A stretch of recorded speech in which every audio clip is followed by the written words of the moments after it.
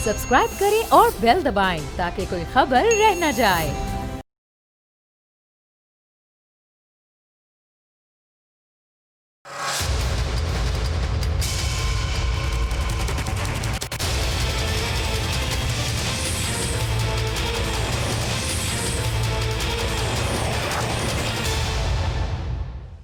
अस्सलाम वालेकुम, आप देख रहे हैं प्रोग्राम बस बहुत हो गया। मैं हूं अरबाब जहांगीर। मच में मारे गए बेगुनाह कारकुनों के लवाहिकीन से उनके प्यारे छिन गए जो अब कभी तो वापस नहीं आ सकते, मगर बेगुनाह मारे जाने वाले वुरसा इंसाफ मिलने के मुंतजिर हैं। आज कोयटा धरने में कई सियासी रहनुमा भी मुजाहिरीन के गम में शिरकत के लिए पहुंचे। पीपल्स पार्टी के चेयरमैन बिलावल भुट्टो भी ताजियत करने वालों में शामिल थे, जहां उन्होंने मुजाहिरीन से बात करते हुए कहा कि पाकिस्तान एक ऐसी धरती है जहां लाशों को भी एहतजाज करना पड़ता है। और बिलावल की इस बात को अगर मान लिया जाए तो ये शायद गलत ना होगा, क्योंकि पाकिस्तान में दहशत गर्दी की सबसे बड़ी वजह भारत है और भारत पाकिस्तान से दुश्मनी और उसे गैर मुस्तहकम करने के लिए दहाइयों से कोशिशें कर रहा है और इन कोशिशों और मनसूबाबंदियों में मुसलसल इजाफा होता जा रहा है, जिसका सबूत पाकिस्तान डोजियर की शक्ल में पूरी दुनिया के सामने पेश कर चुका है। अक़वाम मुत्तहिदा को दिए गए डोजियर में पाकिस्तान में भारतीय दहशतगर्दी के वाज़ेह सबूत पेश किए गए हैं। भारत पाकिस्तान में दहशतगर्द हमलों के लिए तहरीके तालिबान पाकिस्तान और जमातुल अहरार, जिनकी जड़ें हमारी सिक्योरिटी फोर्सेज ने उखाड़ फेंकी थीं, उन्हें दोबारा फाल करने के लिए स्पॉन्सर कर रहा है। भारत पाक चीन इक़्तिसादी राहदारी सीपैक को मुतासर करने के लिए बलोच बागियों को फंड्स फराहम कर रहा है। सीपैक को सबूताश करने के लिए 700 अफराद की खुसूसी फोर्स तैयार कर रहा है, जिसके 66 तरबियती कैंप्स की अफगानिस्तान जबकि 21 की भारत में निशानदही हो चुकी है। और भारत टीटीपी के मुंतशिर ग्रोहों को यकजा करके तहरीके तालिबान पाकिस्तान और बलोच अलहदगी पसंदों में हथियार, गोला बारूद और IEDs फराहम कर रहा है। डोजियर में आज़ाद कश्मीर और गिलगित बल्तिस्तान में भारतीय तखरीबी कार्रवाइयों के भी शवाहिद मौजूद हैं। डोजियर में इस बात के भी वाज़ेह सबूत दिए गए हैं कि जिसके मुताबिक भारतीय खुफिया एजेंसी रॉ अफगानिस्तान के सूबे नंगरहार में दाइश पाकिस्तान के नाम से नई मलेशिया तश्कील दे रही है, जो बलूचिस्तान समेत मुल्क भर में टारगेट किलिंग का काम करेगी। मच में जो दहशतगर्दी का वाक़या पेश आया, उस वाक़ये की जिम्मेदारी भी दाइश ने कबूल की और वज़ीर आज़म पाकिस्तान इमरान खान ने भी वाक़ये के अगले रोज़ ये वाज़ेह कर दिया था कि भारत मुल्क में दहशतगर्दी को हवा देना चाहता है और इसके लिए वो मुल्क के अंदरूनी अनासिर को भी इस्तेमाल करता है। वज़ीर आज़म इमरान खान का कहना है कि माजी में इंतहा पसंद ग्रुप बलूचिस्तान की हज़ारा बरादरी को निशाना बनाते रहे हैं और अब ये इंतहा पसंद ग्रुप उसी दाइश से मिल गए हैं जिसे भारत पाकिस्तान को गैर मुस्तहकम करने के लिए इस्तेमाल कर रहा है। जबकि तर्जुमान बलूचिस्तान हुकूमत लियाकत शाहवानी का आज प्रेस कॉन्फ्रेंस में कहना था कि हुकूमत हज़ारा बरादरी के गम में बराबर की शरीक है, उन्हें हर किस्म की सिक्योरिटी फराहम करने के लिए तैयार हैं। हुकूमत जल्द अफसोसनाक वाक़ये में मुलव्विस अनासिर तक पहुँचेगी और तमाम लवाहिकीन और मुतासरीन को इंसाफ की फराहमी जल्द अज जल्द यकीनी बनाई जाएगी। इस पूरी सूरत हाल पर गुफ्तगू करते हैं फिरदौस आशिक अवान साहिबा, मुशीर इत्तलात पंजाब हमारे साथ मौजूद हैं, पाकिस्तान तहरीक इंसाफ की सीनियर रहनुमा हैं। उनसे गुफ्तगू आगाज़ करते हैं। फिरदौस साहिबा, आपको वेलकम करते हैं अपने प्रोग्राम में। फिरदौस साहिबा, हज़ारा बरादरी में बड़ा जुल्म हुआ है, मच के लोग बड़े जुल्म का शिकार हुए हैं, उसकी जितनी मजम्मत की जाए कम है। मुल्क भर का हर शहरी खून के आंसू रो रहा है। वज़ीर आज़म को बड़ा वाज़ेह इल्म है, कह भी चुके हैं कि वो जो पड़ोसी मुल्क है वो दहशत गर्दी को हवा देता है हमारे मुल्क में, और दाइश ने भी इसकी जिम्मेदारी कबूल की है। अब हुकूमत क्या इक़दाम उठाएगी ऐसे वाक़यात की रोकथाम के लिए? बिस्मिल्लाहिर्रहमानिर्रहीम। जैसा कि आप जानते हैं कि वज़ीर आज़म पाकिस्तान जो हैं, उन्हें पाकिस्तान के हर शहरी का मफाद यकसा अज़ीज़ है और सबसे पहले उन्होंने इस वाक़े की ना सिर्फ मज़म्मत की बल्कि दिली दुख और अफसोस का इजहार किया और जो शहदा के लवाहकीन हैं उनसे उन्होंने इज़हार यकजहती और इज़हार तज़ियत भी किया। और हम ये समझते हैं कि ये सिर्फ़ अल्फाज की हद तक महदूद बयानिया नहीं, ये हमारे दिल की आवाज़ है और पाकिस्तान के 22 करोड़ अवाम की अक्सरियत जो है वो इस तरह के सफ़ाकाना और दहशत गर्दी और इंतहा पसंदी से जुड़ी जो वारदातें और कार्रवाइयाँ उनकी पुरज़ोर मज़म्मत करती है। अब वज़ीर आज़म पाकिस्तान ने जिस तरह वो बेनकाब किया गठजोड़ पाकिस्तान के मुखालफिन और पाकिस्तान के दुश्मन और बैरूनी आलाकार जो पाकिस्तान के अंदर एक सियासियत में इस्तेकाम, मुआशरत में इस्तेकाम, अफरा तफरी, फसाद, मुआशरती इंतशार اور اس قسم کے واقعات کے ذریعے اپنا جو مضموم ایجنڈا اور مقاصد ہیں ان کی تکمیل کرنا چاہتے ہیں. اور بین المذاہب ہمانگی جو ہے پاکستان کے اندر، جو ہر طرح کا پاکستان میں بسنے والا شہری ہے، اس کے جو یکساں حقوق ہیں، اس کا جو بنیادی آئینی اور قانونی وہ تمام رائٹس جو پاکستان کے آئین میں درج ہیں، حکومت عمران خان کی قیادت میں ان کو یقینی بنانے کے لیے پرعزم ہے. اس قسم کے واقعے سے ہماری جو ریاستی اداروں کی جنہوں نے ضرب عضب کی شکل میں اس ملک کے اندر دہشت گردی کا صفایا کرنے کا جو بیڑا اٹھایا ہے، ان کے اس جذبے کو اور زیادہ ابھار دیا کہ ہم نے یہ کینسر جو ہے دہشت گردی کا، اس کو جڑوں سے اکھاڑ پھینکنے کا جو بحثیت قوم ایک عزم ہے، اس کو بار بار دہرانا ہے. اور وزیر اعظم کی قیادت میں ہم نے پاکستان کو دہشت گردی سے پاک کرنا ہے. اور یہ جو مخالفین، ہمارے پاکستان کے مخالفین جو باہر بیٹھ کے پاکستان کو جو امن کا گوارا ہے، جو اس وقت دنیا کے لیے ریجنل پیس کے لیے ایک کلیدی کردار ادا کر رہا ہے، جس نے یہاں امن قائم کرنے کی بھاری قیمت ادا کی ہے، وہ پاکستان کے مخالفین جو ہماری قربانیوں سے آگاہ نہیں ہے، ان کو باور کرانا ہے باہمی یکجہتی سے. اور ایک قوم بن کے ہم نے دہشت گردی کا اس سے پہلے بھی مقابلہ کیا تھا، ایک دفعہ پھر ہم نے پاکستان مخالفین کے عزائم کو ناکام بنانا ہے.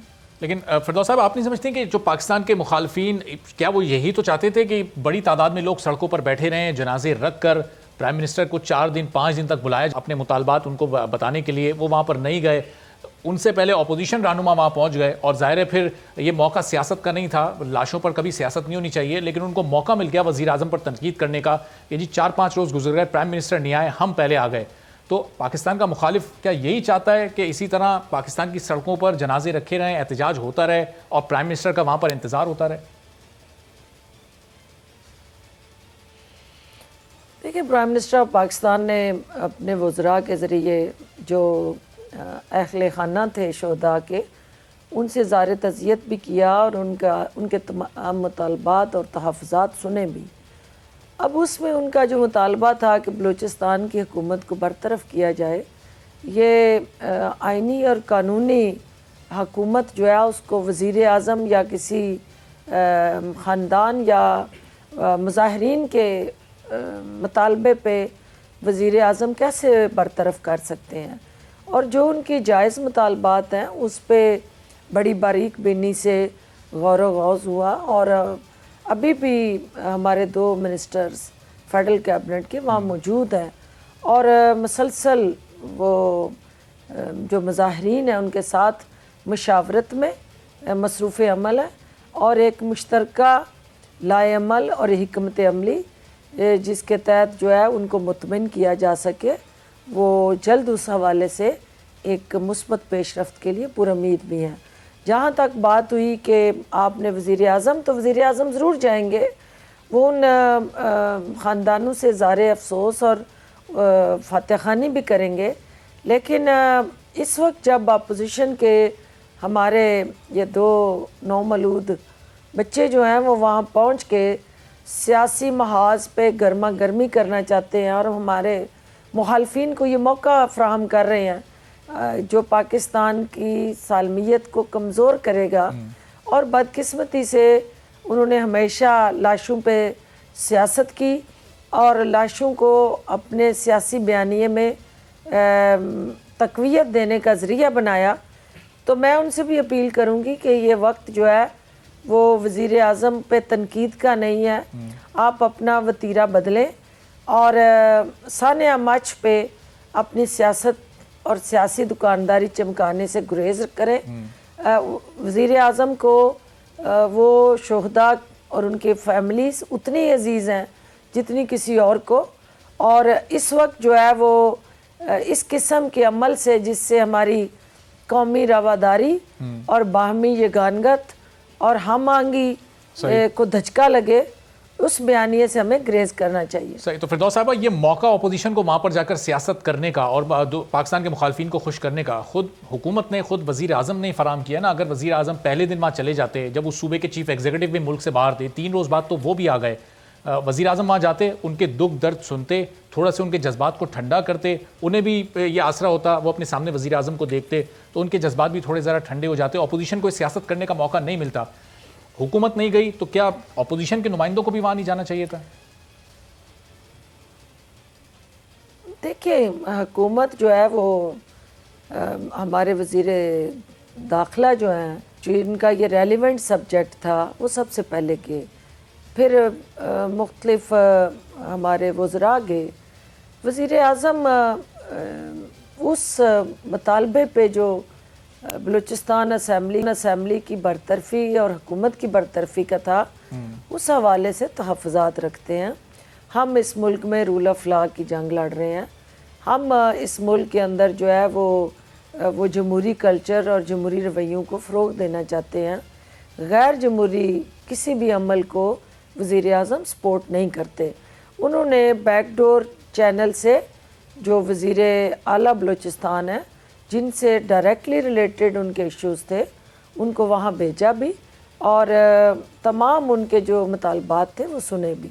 اب یہ دیکھنا ہے کہ جو اپوزیشن کے ہمارے دونوں یہ سیاسی نومولود بچے جو ہیں، یہ وہاں ان کے زخموں پہ نمک پاشی کرنے گئے ہیں یا مرہم رکھنے گئے ہیں، کیونکہ یقیناً بلاول بھٹو زرداری صاحب کی حکومت میں بھی راجہ پرویز اشرف صاحب بھی وہاں کچھ وعدے کر کے آئے تھے، اور اسی طرح پی ایم ایل این کے دور میں بھی ان کے لواحقین کے جو اس وقت اس طرح کی دہشت گرد کارروائیوں کا اس وقت لقمہ بنے، ان سے انہوں نے بھی وعدے کیے تھے۔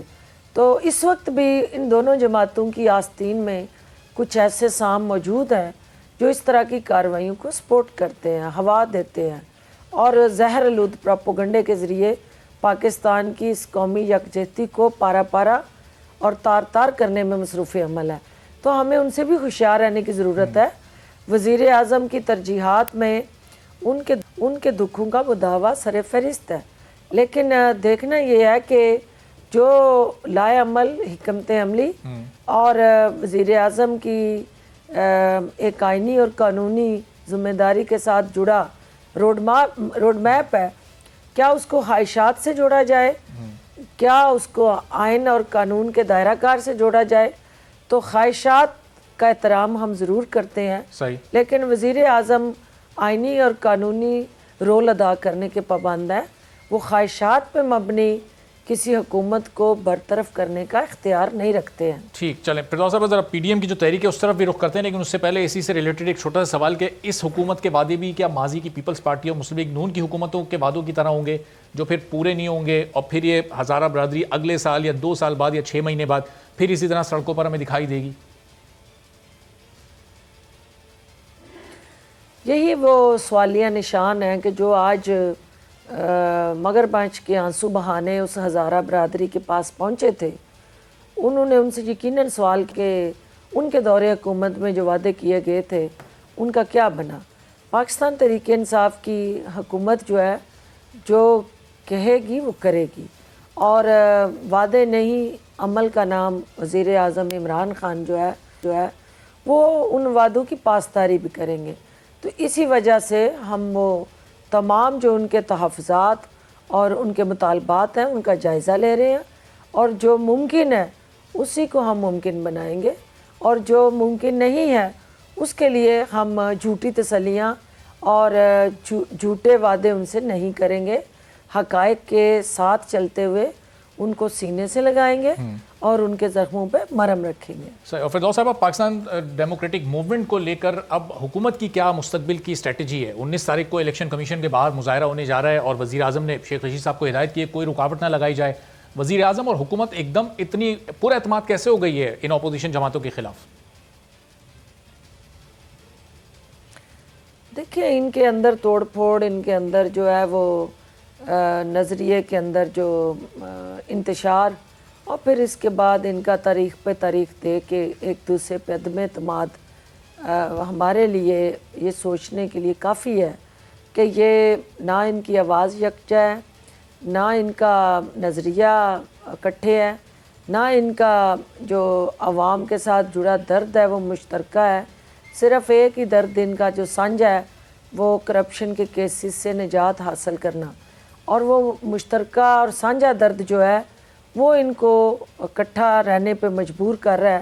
تو جہاں تک الیکشن کمیشن کی بات ہے تو یہ دوہرا معیار ہے اور یہ کھلا تضاد ہے کہ ایک طرف آپ اس الیکشن کمیشن کو مانتے نہیں ہیں اور آپ اس کے خلاف احتجاج کر رہے ہیں، دوسری طرف آپ اسی الیکشن کمیشن کے زیر نگرانی ہونے والے ضمنی انتخابات میں حصہ لینے کے لیے بے چین ہے اور بیتاب ہے، اور یہ قول اور فعل کا کھلا تضاد ہے۔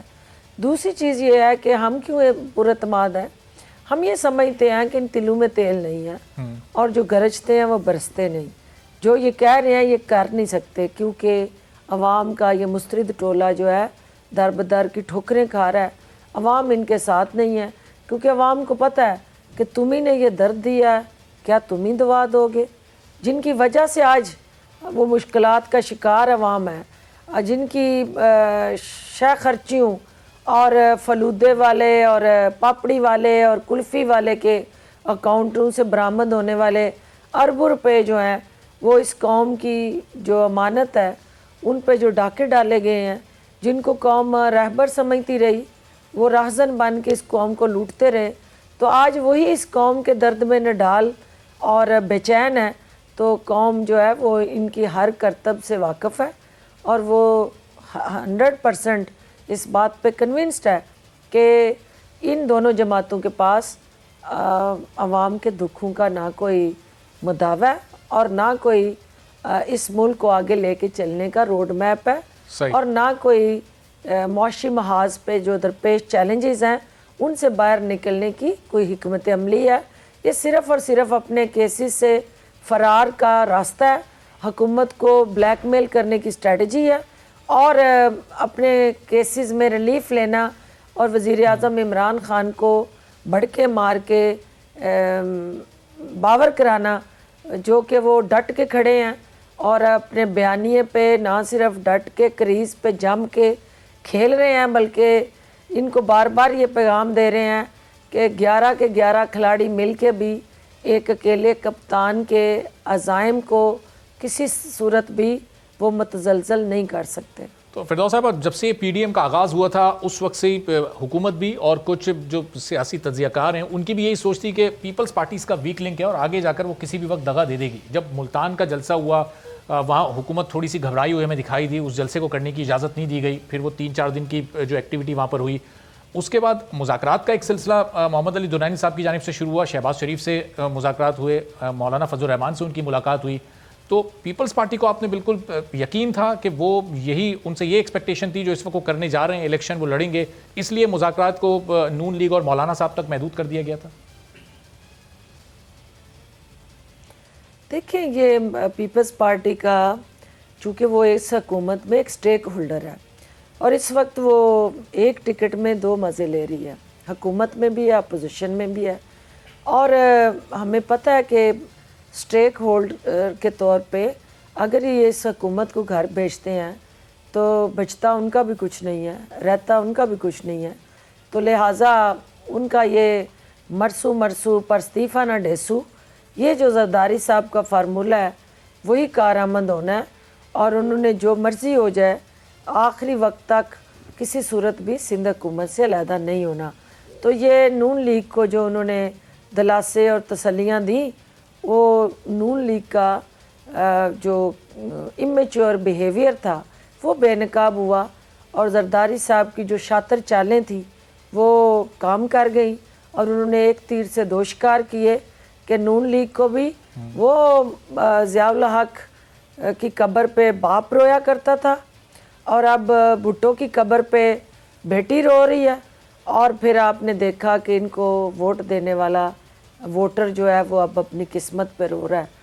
تو یہ تینوں چیزیں कैमरे की आंख देख रही है कि ज़ियाउल हक का बाकियात कहलाने वाले बेटे ने ज़ियाउल हक की कब्र पे खड़े होकर उनका जानशीन बनने का ऐलान किया, और आगे मरियम नवाज़ ने भुट्टो की कब्र पे भुट्टो के शहादत पे तस्वे बहा के तो भुट्टो की फ़िलासफ़ी को ऊन किया, और इनकी इस मुनाफिकाना चालों पे उनका वोटर जो है वो तस्वे बहा रहा है, किस्मत पे अपनी पर हो रहा है कि मैंने किन राहज़नों को चुना।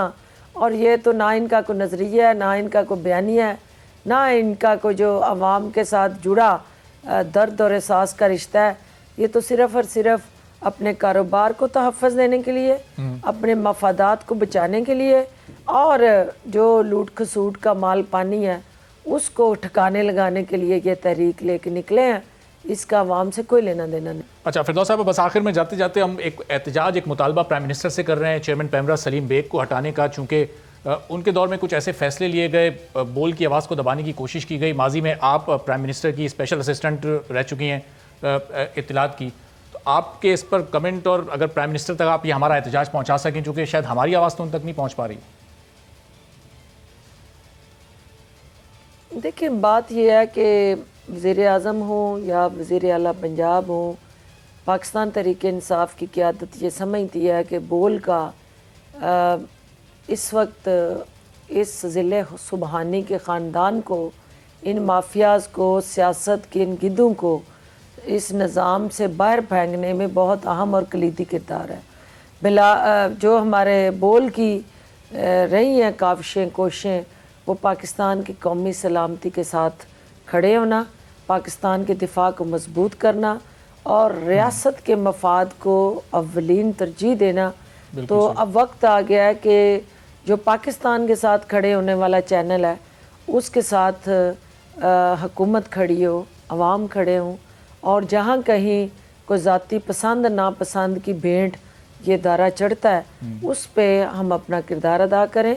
वज़ीर आज़म कभी नहीं चाहेंगे कि बोल की आवाज़ को बंद किया जाए, कभी नहीं चाहेंगे कि जिसने अपने हकूक़ के लिए बोलना सिखाया वो उसके लबों को हम कैद कर दें और उसके अंदर काम करने वालों के हकूक़ जो हैं वो मजरूह हों। बोल हमारी ताकत है और बोलने से ही पाकिस्तान के अवाम के मसाइल हुकूमत तक पहुँचते हैं, हमारी रहनुमाई होती है और हम अवाम के मफाद में बेहतरीन पॉलिसीज़ बना सकते हैं। बहुत बहुत शुक्रिया। फिरदौस आशिक अमान साहिबा, मुशीर इत्तलात पंजाब फिरदौस आशिक अमान साहिबा हमारे साथ मौजूद थीं और मुख्तलिफ मौज़ूआत पर इज़हार ख्याल कर रही थी, और कहा कि बोल जिसने कि हमेशा गरीबों की आवाज़ उठाई है और जिसने हमेशा किसी भी कहीं कोई नाहक खून बहा या किसी के साथ कोई नाइंसाफ़ी हुई तो उस सिलसिले में हमेशा बोल ने अपनी आवाज़ उठाई। वज़ीर आज़म और पूरी कौम बोल के साथ खड़ी है और बोल के हक़ में अपनी आवाज़ वो भी बुलंद करती रहेगी। एक ब्रेक लेते हैं, ब्रेक के बाद जब वापस आएंगे कुछ मज़ीद मेहमान हमारे साथ होंगे और मज़ीद गुफ्तगू करेंगे।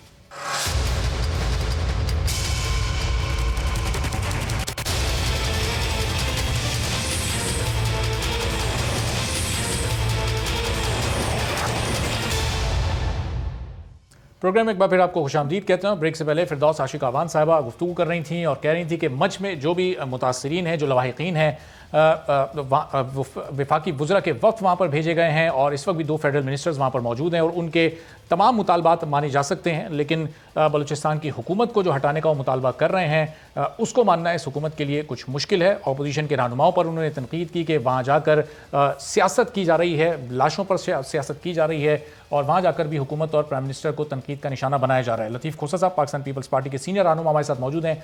खोसा साहब, अपोजिशन के लीडर आप लोग, बिलावल भुट्टो साहब वहाँ पर गए, नून लीग की भी तमाम टॉप लीडरशिप वहाँ पर गई है, तो अब ये भी क्या देर नहीं हो गई? 4-5 रोज़ से ये धरना जारी है, वहाँ वो लोग प्राइम मिनिस्टर को बुला रहे थे, प्राइम मिनिस्टर से पहले अपोजिशन लीडर चले गए, अब हुकूमत ये कह रही है कि आप लोग वहाँ जाकर सियासत कर रहे हैं। देखें, मुझे तो समझ नहीं आती है, इतना बड़ा सानिया हुआ है, एक मैसेकर हुआ है, हज़ारा कम्युनिटी जो है पूरी नाला जो है एक तलातम में है, तो क्या प्राइम मिनिस्टर साहब इतना वो उन्होंने इना का मसाला बनाया हुआ है कि वो जो है जाने को तैयार नहीं है। हज़ारा कम्युनिटी की एक ही ख्वाहिश है कि वो वज़ीर आज़म साहब खुद आए और हमारे साथ बात करें। اپنے یہ دائیں بائیں لوگوں کو کیوں بھیج رہے ہیں؟ یہ وہ تو ان سے بات کرنے کو تیار بھی نہیں ہے. ہم تو ظاہر ہے جائیں گے ہی. ہم نے اپنے اظہار یکجہتی ان کے ساتھ اس کا ان کے ساتھ اظہار یکجہتی بھی مقصود تھی. ان کے جو لواحقین کو ہم نے جو ہے ظاہر ہے کہ صبر و اس کی تلقین بھی کرنا, ان کو تلقین جو ہے اس کے لیے بھی مریم بی بی نے بھی کہا ٹویٹ کر کے, ہم نے بھی ان کو کہا. لیکن اگر وہ چاہتے ہیں کہ وزیر اعظم خود آئیں تو کیا یہ اتنا بڑا سانحہ ہے؟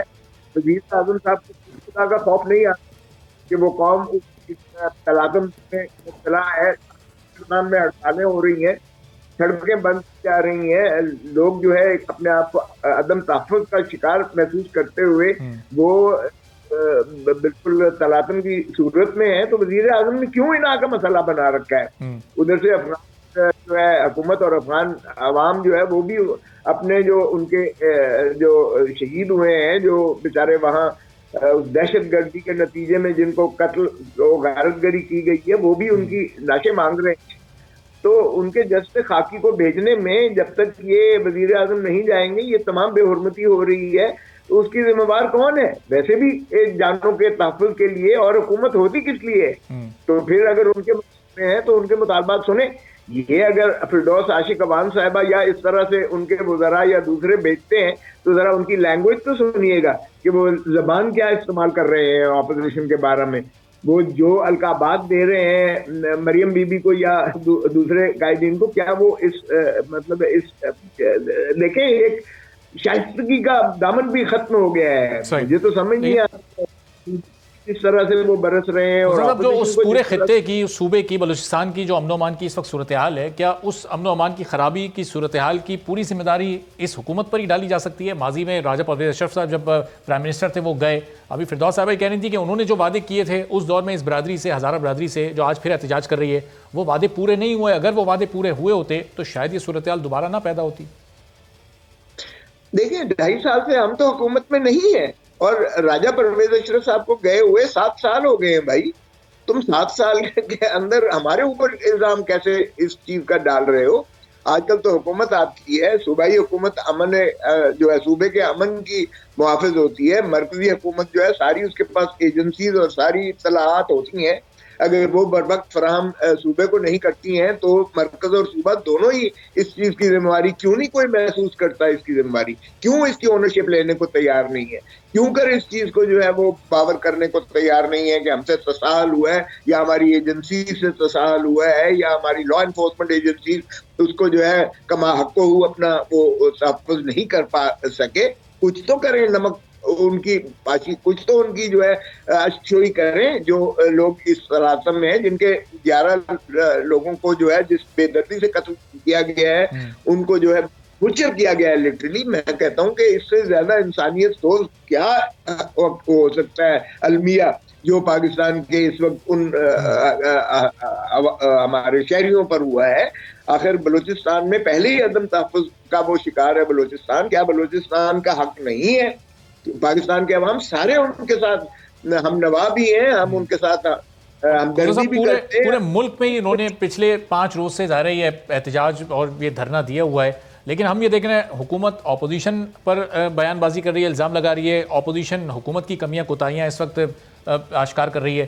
آپ کو نہیں لگتا کہ ایک اس معاملے پر ایک نکاتی ایجنڈے پر بیٹھنا چاہیے اور یہ امن و امان کی صورتحال پر, قومی سلامتی کے ایشوز پر حکومت اور اپوزیشن ایک ساتھ بیٹھیں اور پھر ایک یا تو نیا پلان بنائیں یا نیشنل ایکشن پلان کو دوبارہ سے فعال کرنے کی ضرورت اس وقت آپ کو محسوس ہو رہی ہے؟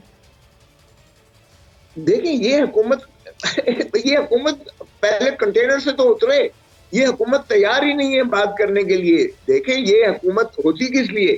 حکومت ہی نے لوگوں کے جان اور مال کی حفاظت کی ذمہ دار ہوتی ہے, اور حکومت کو یہ تسلیم کرنا چاہیے کہ ہماری فریضے میں کوئی تساہل ہوا ہے, ہم سے کوئی لغزش ہوئی ہے, ہم سے کوئی کمی ہوئی ہے, تب تو بات آگے چلتی ہے. کہ ہمارے اوپر یہ کیسے الزام لگا سکتے ہیں؟ ارے بابا ہم تو جا رہے ہیں اظہار یکجہتی کے لیے, ہم تو جا رہے ہیں ہمدردی کے لیے, ہم تو جا رہے ہیں ان کو کنسول کرنے کے لیے جا رہے ہیں. اور ہم یہ بھی ان سے منت کر رہے ہیں کہ ان کو تدفین کر دیجئے گا, ہم آپ کے ساتھ ہیں, اس دکھ میں ہم آپ کے ساتھ ہیں, سارا پاکستان آپ کے ساتھ ہے. ہمیں ان کے ساتھ کھڑا ہونا پڑے گا سارے پاکستان کو. اور پہلی چیز ہے حکومت کا کام ہے, تو یہ حکومت قدم آگے بڑھائے.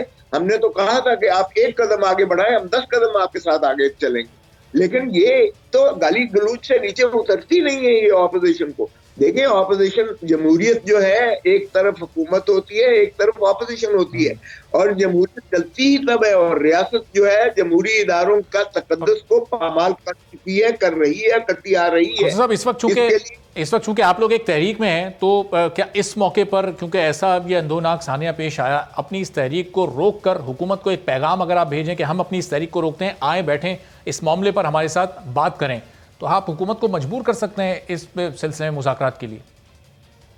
نہ, حکومت کو ہم خاک مجبور کریں گے جب وہ جو بیچارے یعنی متاثرین ہیں ان کے کہنے پہ وزیر اعظم جانے کو تیار نہیں ہے. ابھی تک کتنے دن ہو گئے, کیا یہ چھوٹا سانحہ تھا؟ کیا یہ چھوٹا جو ہے المیہ ہے پاکستان کے ساتھ, اس کمیونٹی کے ساتھ, جو اس ٹھنڈ میں آپ اندازہ کریں, کوئٹہ کی سردی دیکھیں آپ, اس میں بچے اور عورتوں کو دیکھیں جس طرح سے وہ قسم پرسی کے عالم میں رات دن وہاں جو ہے احتجاج کناں ہے. وزیر اعظم کے تو یوں تک نہیں رینگ رہی ہے, ان کو تو بالکل اثر ہی نہیں ہو رہا ہے اس چیز کا, اور اپوزیشن کو لگے ہوئے ہیں کہ جی ہم جا کے وہاں ان کو اشتعال دلا رہے ہیں. بھائی اشتعال دلانے والی کون سی بات ہے؟ ہم اگر اس چیز کو ان کے ساتھ یکجہتی کا اظہار نہیں کریں گے تو وہ اپنے آپ کو تنہا محسوس کریں گے, وہ سمجھیں گے کہ ہم پاکستانی شاید 2 نمبر شہری ہیں, ہمیں وہ حقوق ہمیں وہ میسر نہیں ہے. آئین کے تحفظات جو ریاست میں آئین میں ہر شہری کو ہوتے ہیں, اور خصوصاً بلوچستان میں, ان کے ساتھ ہمیں زیادہ اظہار یکجہتی کرنا پڑے گا. آج سے 6 سال پہلے جب ثانیہ APS پیش آیا, اس وقت آج کی یہ حکومت اپوزیشن میں تھی, دھرنا دیے بیٹھی تھی, 126واں روز تھا وہ دھرنے کا, لیکن اس واقعے کے فوراً بعد پھر اس دھرنے کو ختم کر دیا گیا, اور اس وسیع تر قومی مفاد میں عمران خان صاحب نے کہا تھا ہم اس دھرنے کو ختم کر رہے ہیں. تو آپ کی اس تحریک کو اس واقعے کے بعد کیا آپ لوگوں نے غور کیا ہے, روکنے کے لیے کوئی ایسی چیزیں ہیں زیر غور؟ آپ سنجیدگی سے یہ سمجھتے ہیں کہ یہ بنا تھی ان کی جو ہے وہ دھرنا ختم کرنے کی؟ آپ سنجیدگی سے اس بات پہ, ارے بابا وہ فزل آؤٹ ہو گیا تھا, انہوں نے تو ایک بہانہ ڈھونڈا اس چیز کا, اس کے نام پر جو ہے انہوں نے پہلے ہی وہ تو تقریباً تھک ہپ چکے تھے, کچھ نہیں تھا بن رہا, ان کو بھی علم ہو گیا تھا, کیونکہ جہاں تک PTI کی تعلق ہے وہ تو رات کو ناچ گانا ہوتا تھا اور دن میں کوئی بھی نہیں ہوتا تھا وہاں. وہ تو مولانا طاہر القادری صاحب کی جو طلباء تھے وہ وہاں جو ہے بیٹھے ہوئے تھے, دھرنا دیے ہوئے تھے, بیٹھے ہوئے تھے. یہ کنٹینر پر جو ہے جو کچھ ایکسرسائز کرتے ہوئے سارے پاکستان نے دیکھا تھا, جس انداز سے یہ محترم عمران خان صاحب آگے ایک تقریر کر کے رات کو اور بھائی بن کے علامہ طاہر القادری صاحب کے ساتھ, یہ انہوں نے یہ ان کی رونق کو بحال کیا ہوا تھا.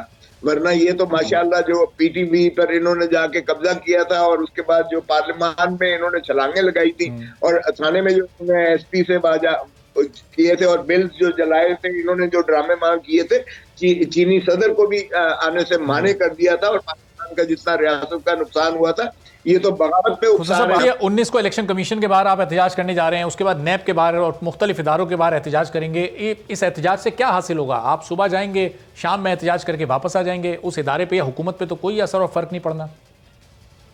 نہیں, یہ دیکھیں اس کا اثر ہوتا ہے, یہ غلط فہمی ہے کہ کسی کو بھی یہ خوش فہمی نہیں ہونی چاہیے کہ ان کے اثرات نہیں ہوتے.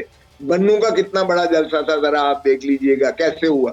اسی طرح جو گڑی خدا بخش میں ہوا وہ فقید المثال تھا, میرے خیال میں پاکستان کی تاریخ میں اتنا شخص وہاں نہیں آیا.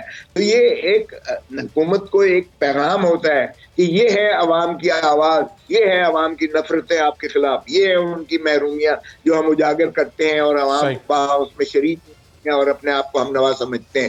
سو اس کا یقیناً اثر ہوتا ہے. یہ آپ کی بات ٹھیک ہے کہ غیرت والے ہوتے تو چھوڑ گئے ہوتے.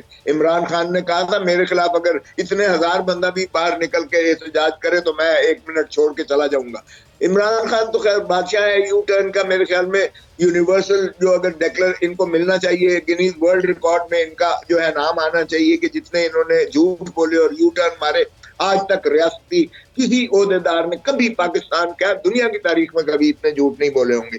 1 بلین جو ہے سونامی وہ درختوں کے ایک चलें, बहुत शुक्रिया लतीफ़ फजल साहब, पाकिस्तान पीपल्स पार्टी के सीनियर रहनुमा हमारे साथ मौजूद थे और कह रहे थे कि आज मुख्तलिफ वक्तों में मुख्तलिफ इदारों के खिलाफ होने हैं, इनके अपने असरात हैं और हुकूमत को प्रेशराइज करने में ये बड़े मुआविन साबित होते हैं। एक ब्रेक लेते हैं, ब्रेक के बाद वापस आएंगे, कुछ और मौज़ूआत पर मज़ीद मेहमानों से गुफ्तगू होगी।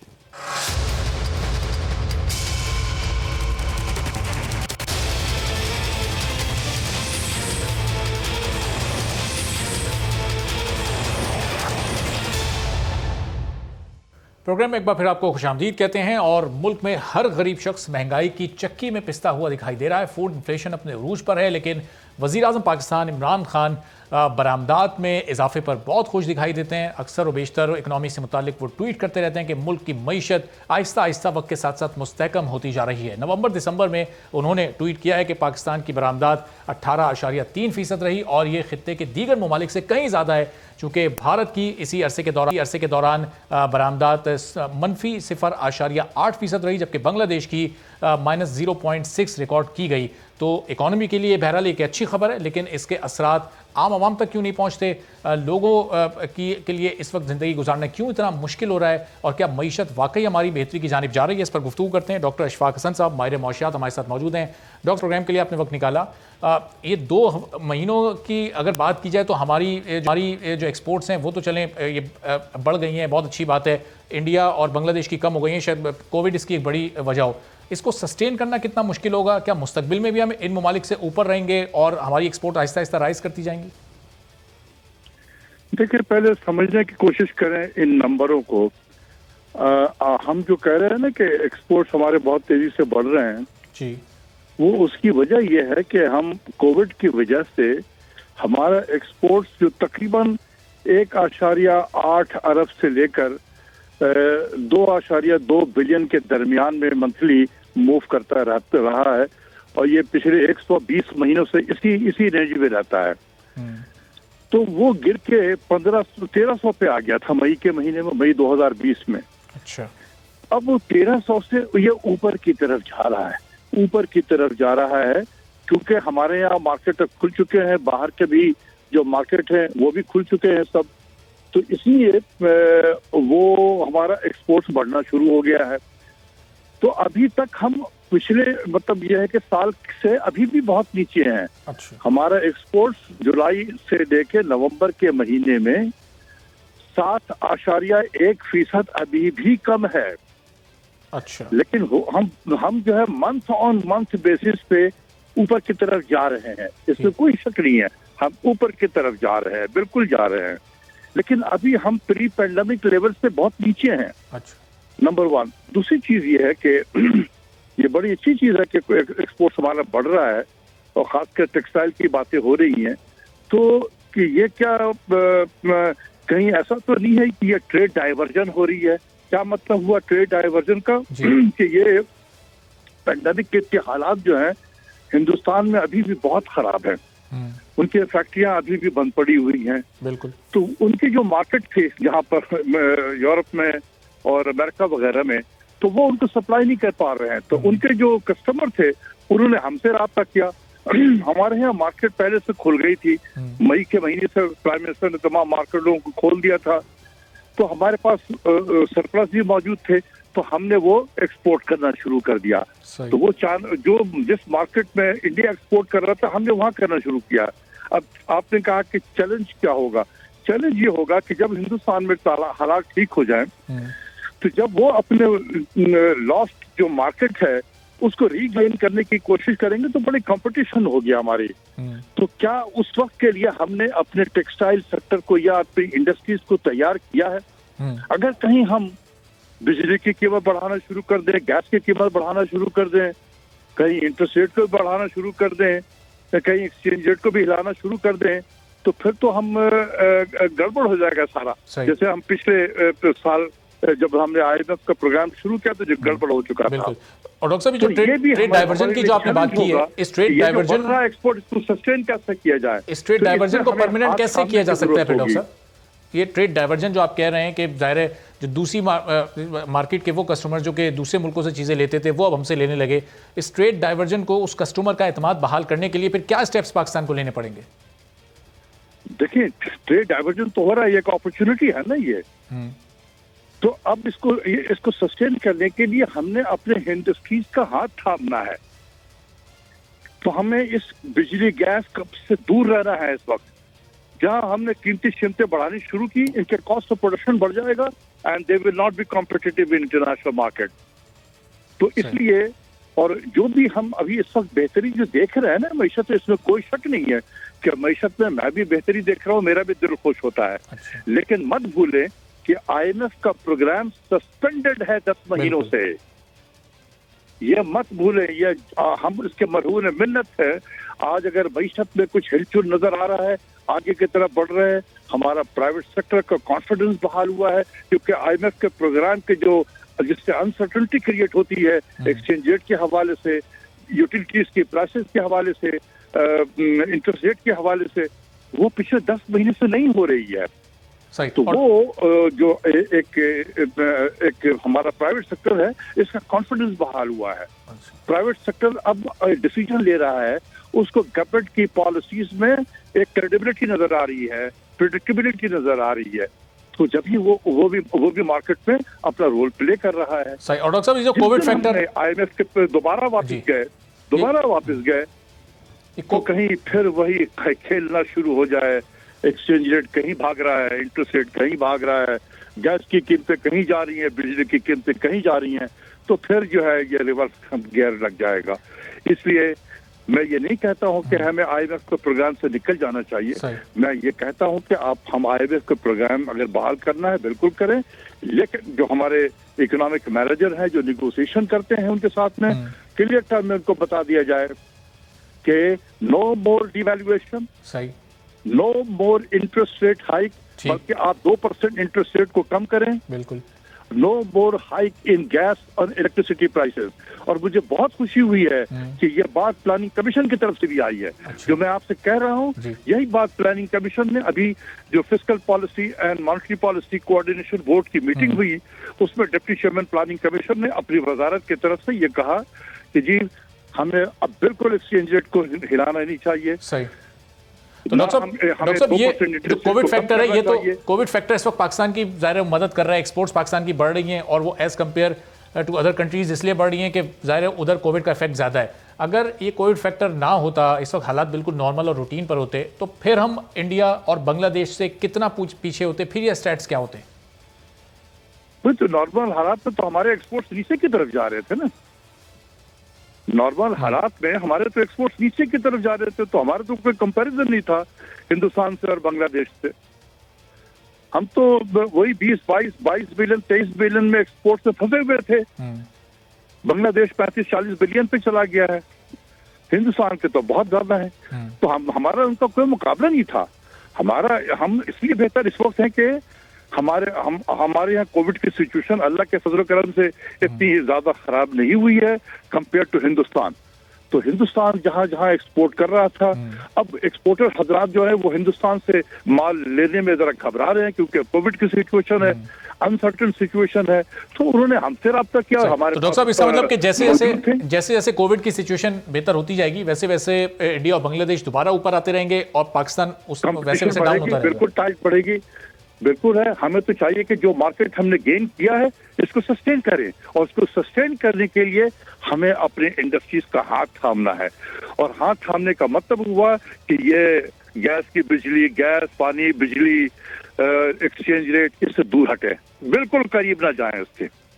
ٹھیک ہے, چلیں, بہت شکریہ ڈاکٹر اشفاق حسن صاحب, بہت شکریہ. ہمارے معاشیات ہمارے ساتھ موجود تھے اور کہہ رہے تھے اس وقت جو پاکستان کی ایکسپورٹس ہیں کووڈ فیکٹر کی وجہ سے پاکستان کو فائدہ ہو رہا ہے, لیکن پاکستان کو ایسی پالیسیز اپنانی چاہیے کہ اس سچویشن کو زیادہ لمبے عرصے تک سسٹین کیا جا سکے. اور آخر میں جاتے جاتے ایک بار پھر پرائم منسٹر سے وہی اپیل, وہی درخواست ہم کریں گے, اور آج زیادہ پرزور طریقے سے کریں گے چونکہ پروگرام کے پہلے حصے میں ڈاکٹر فردوس عاشق اعوان نے بھی اس پر اپنا پوائنٹ آف ویو دیا اور کہا کہ وزیر اعظم ہمیشہ حق اور سچ بولنے والوں کے ساتھ کھڑے ہوتے ہیں اور وہ یقیناً بول کے ساتھ کھڑے ہوں گے اور کچھ غلط وہ بول کے ساتھ نہیں ہونے دیں گے. تو ان کے ایکشن کا ہمیں انتظار ہے کہ کب وہ چیئرمین پیمرا سلیم بیگ کو ان کے عہدے سے ہٹاتے ہیں اور ان کی جگہ کسی اور قابل اور اہل شخص کو تعینات کرتے ہیں. چونکہ پرائم منسٹر سے ہمیشہ ہمیں یہ امید رہی ہے کہ وہ میرٹ پر فیصلے کرتے ہیں. ہمیشہ سے وہ right man for the right job کی بات کیا کرتے تھے اور ہمیشہ اپنی حکومت میں آنے سے پہلے بھی وہ کہتے تھے کہ میری حکومت میں کبھی بھی میرٹ کا قتل عام نہیں ہوگا. تو ایک ایسا شخص جو کہ چیئرمین پیمرا کی سیٹ پر بیٹھا ہوا ہے وہ اگر ایسے فیصلے لیتا ہے، پروگرام کے آغاز میں فردوس عاشقاوان نے بھی یہ کہا تھا کہ پرائم منسٹر عمران خان تک وہ ہمارا میسج پہنچائیں گی اور ان کو کنونس کرنے کی کوشش کی جائے گی کہ جو حق اور سچ کہہ رہا ہے اس کا ساتھ دیا جائے اور چیئرمین پیمرا جو کہ میرٹ سے ہٹ کر فیصلے کر رہے ہیں ان کو ان کے عہدے سے اگر وہ درست فیصلے نہیں کر رہے تو ہٹایا جائے. چونکہ یہ صرف بول کے صحافیوں کی آواز نہیں ہے بلکہ یہ ملک بھر کے صحافیوں کی آواز ہے، یہ ملک بھر کے وکلا کی آواز ہے، یہ ملک بھر کی سول سوسائٹی کی آواز ہے. اور یہ آواز صرف الفاظ کی حد تک محدود نہیں ہے بلکہ مختلف مقامات پر احتجاج کی صورت میں پریس کلبز کے باہر اور پیمرا کے آفیسز کے باہر احتجاج کی صورت میں بھی دکھائی دیتی ہے. تو پرائم منسٹر کو اس پر اب ایکشن لینا بہت ضروری ہو گیا ہے. اجازت دیجیے، اللہ حافظ.